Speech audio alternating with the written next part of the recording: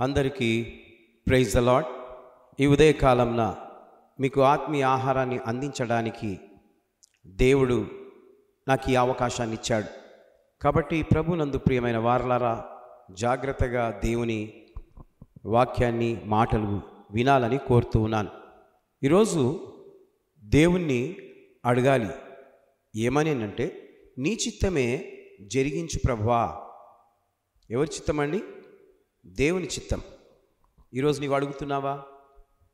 నీవు అడగకపోతే ఈరోజు ఆ మాట మీకు తెలియజేస్తున్నాను. చాలామంది నెత్తి మీద మూటలు వేసుకొని బాధపడుతూ ఉంటారు.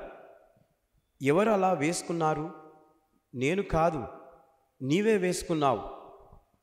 ఏం మూటలు వేసుకున్నావు నీవు?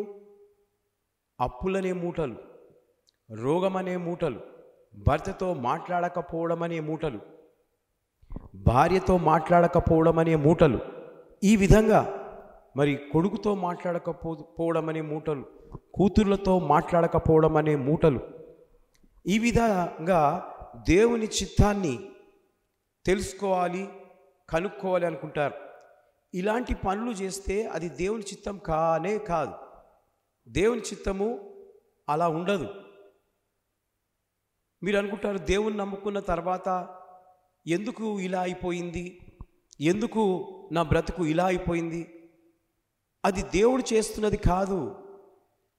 ప్రియమైనటువంటి వారలారా, అది దేవుడు చేస్తున్నటువంటిది కాదు. అది అప్పులు దేవుడు చేస్తాడా? రోగము దేవుడు పెడతాడా? నీ భర్తతో మాట్లాడొద్దని దేవుడు అంటాడా?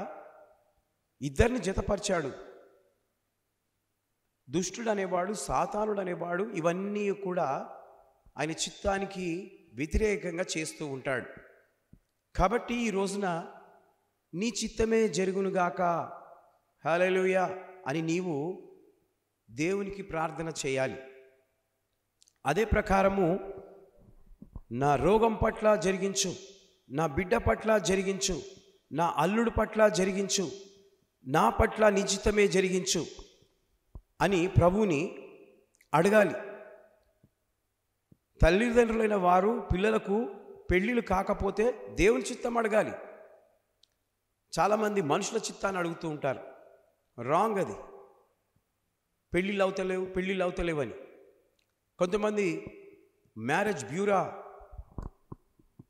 దగ్గరికి వెళ్ళి ఫోటోలు ఇస్తూ ఉన్నారు. మా అమ్మాయికి సంబంధం చూడండి, మా అబ్బాయికి సంబంధం చూడండి. కొన్ని వాళ్ళు చూసినవి కూడా విడిపోతూ ఉన్నాయి. కనుక ప్రభువునందు ప్రియమైన వారలారా, వాళ్ళ మీద వీళ్ళ మీద నమ్మకం పెడుతున్నారు. అది కాదు. విశ్వాసులకున్న విశ్వాసము దేవుని మీదనే ఉండాలి. హల్లెలూయా. అప్పుడు ఆ ప్రభువు ఆయన చిత్తాన్ని నీ పట్ల జరిగిస్తాడు, 100% జరిగిస్తాడు. కనుక ఈరోజు నీవు ప్రార్థన చేయాలి. ఏమని? నా జీవితంలో, నా కుటుంబంలో నీ చిత్తమే జరిగించు ప్రభువా. అప్పుడు దేవుడు ఆయన చిత్తాన్ని తెలియజేస్తాడు. దేవుడు ఈ మాటలు దీవించి ఆశీర్వదించునుగాక. May God bless you.